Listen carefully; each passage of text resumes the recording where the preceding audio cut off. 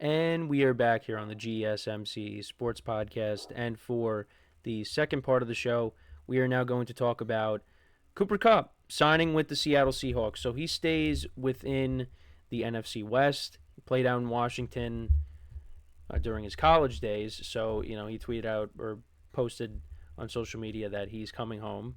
And the Seahawks, that was a position they kind of needed to address. Now, I thought maybe through the draft they were going to do that. But you did hear some rumblings that maybe some rumors that maybe he could go to Seattle, and that's indeed where he ends up going. With them releasing Tyler Lockett and trading DK Metcalf, they need another receiver, so they bring in Cooper Kupp. Now, what's interesting is you have Jackson Smith and Jigba, who is going to be the number one wide receiver going into next year, and you got Cooper Kupp now coming in. Now, both of those guys tend to play out of the slot, but I think they'll be able to work that out. The Seahawks needed another weapon. And is Cooper Kupp the same player that he was from a few years ago? No. But I do think, like I say for a lot of these players, because I tend to be on the optimistic side, I think he does have gas left in the tank. I thought when Puka Nacua got hurt in the opener when the Rams were playing the Lions, Cooper Kupp was the guy in that game. He was still making the good catches. He had a big performance. And then, unfortunately, the following week, he ended up getting hurt. And that's kind of what's hampered him the last few years is injuries. Now, if he could stay on the field, I think he could still be productive.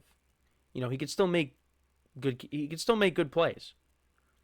He was really a non-factor for the Rams down the stretch. But in the two playoff games that the Rams played, he had a couple of nice catches. Like I said, can still make big plays.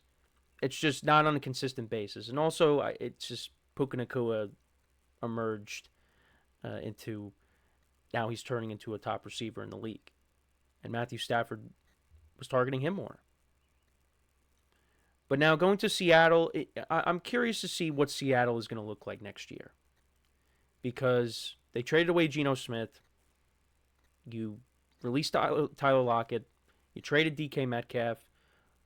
But now you bring in Sam Darnold. You bring in Cooper Kupp to go along with Jackson Smith and Jigba. You still got the running game with Charbonnet and Kenneth Walker. And then they also signed DeMarcus Lawrence on the defensive side of the ball to go along with Ernest Jones, who they re-signed, Leonard Williams. The other young players they got, especially in the secondary with Witherspoon. So, yeah, I'm curious to see what Seattle is going to look like. And the contract with Kupp, these are the specifics of the deal. So it's actually a 3-year deal. It's $45 million. And last season, 710 receiving yards, 6 touchdowns on 67 receptions. The Rams were looking for a trade partner, couldn't find one, so that ultimately led to his release.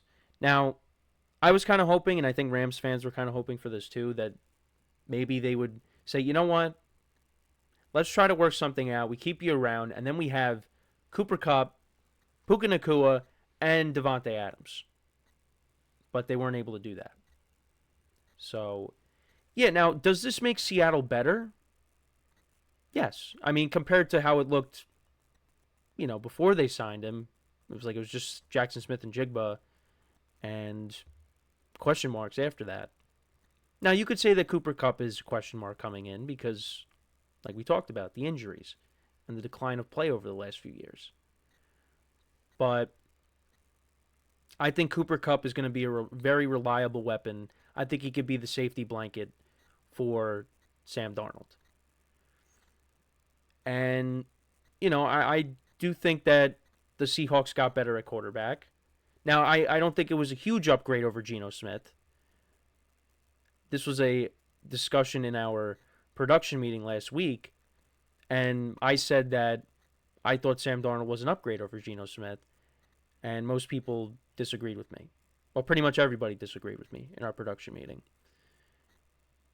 I do think Geno played well for the Seahawks, but I think at this point, age factor, the seasons that they're coming off of, I think Sam Darnold is an upgrade, in my opinion. I don't think it's significant, but I do think it is an upgrade. Now, there is a scenario where the Seahawks can get out of Darnold's deal after 1 year.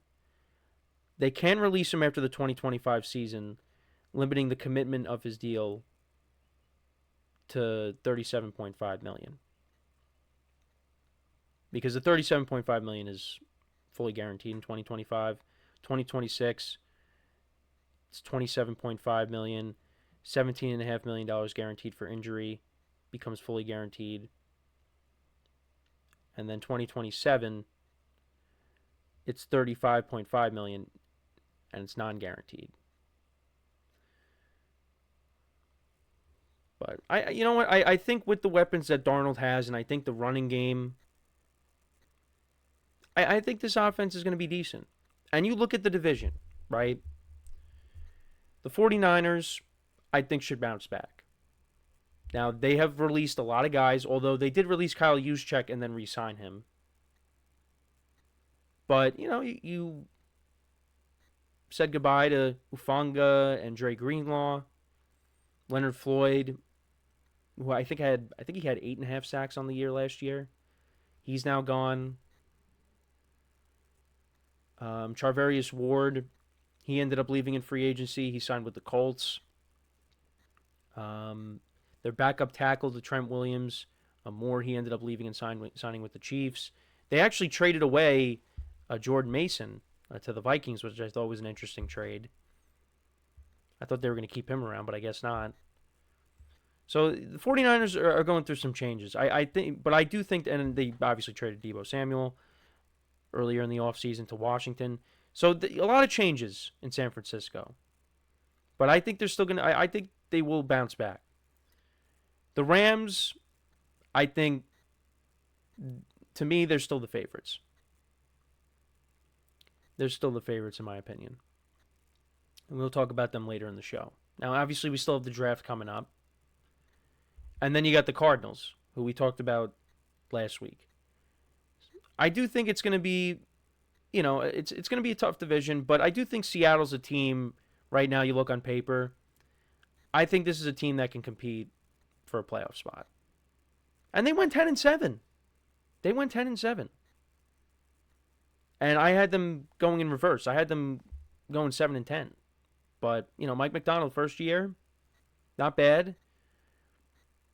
Now, I think overall with the offense, I'm interested to see how it'll look. It's because it's going to be different.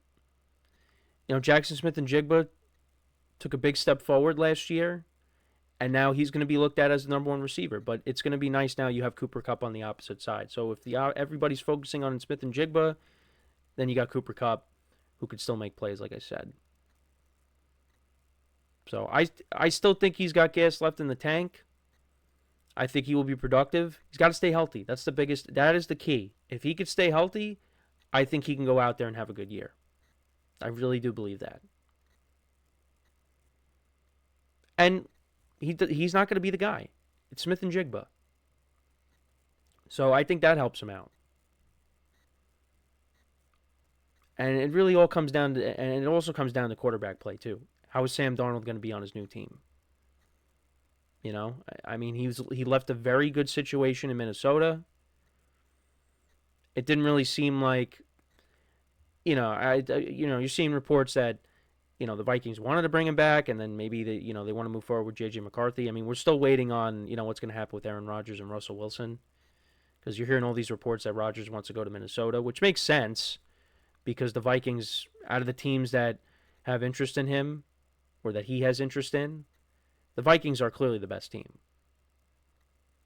And if Rodgers goes there, that gives them the best chance to win. But yeah, it's just, you were hearing conflicting things when it came to Sam Darnold and the Vikings, and whether or not the Vikings wanted to bring him back or not. Now, I kept saying I think he should stay with the Vikings because, he had this career year with them, and they made improvements on the interior of the offensive line, because that was, part of the problem in those last two games, even though they did hold on to the ball too long. But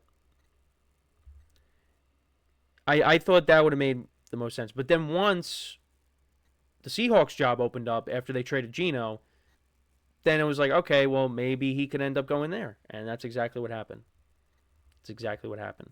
They actually did also sign, besides Cooper Kupp, they also signed Valdez Scantling as well. And I think I brought that up when I went over their season.